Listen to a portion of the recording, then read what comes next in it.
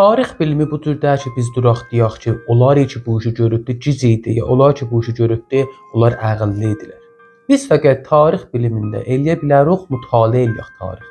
Məsələn, yaşağa bəli, sal 1357-də inqilab oldu.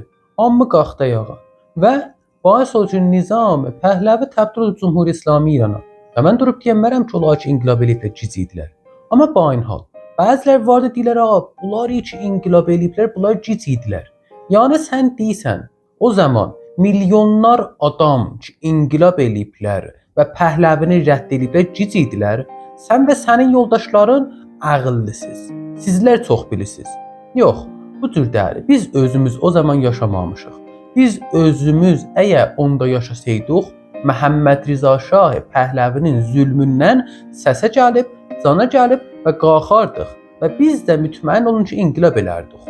O Məhəmməd Rza Şah ki, onun zamanında heç bir hürriyyət yox idi. Sözlərinizi deyəməz. Əgər mən indi bu sözləri, hər hansı bir sözü o zaman biri istəyirdi deyəydi, sabah gedib onu tutacaq, aparaydı, biləsini şikəncə verəydi. Baxın, Məhəmməd Rza Şah bir dənə şeytan idi ki, el durdular onun zülmün qabağında inqilab elədilər. Bu ki, indi Məhəmməd Rza Şahı yaxçılıyırlar, iki dənə nədəni vardı. Bir, insanın zatı. Baxın, əgər indi biz Qacar çağında yaşasaydıq və Qacar zamanı bu cür iqtisadi müşkillər olaydı, cəmaət hər bir çətinlikdə olaydı, deyəcəklər ki, Zəndiyə çox bətər hökumət idi.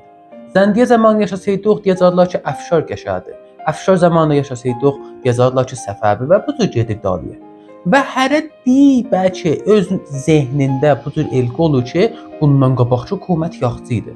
Dərhal ki, bu cür deyir.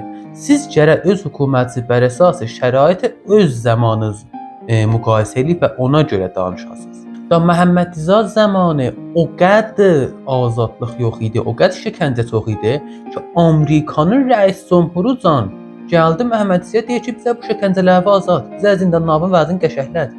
İndi bir sən durubsan mənə Məhəmməd Rza yaxçılıysan. Sonra da deyirsən ki, iqtisadda eləydik, beləydik. Birinci bu ki, iqtisad o zaman nüfuz vəzirin əlində idi, Məhəmməd Rzanın əlində deyildi iqtisadi cərəyanat.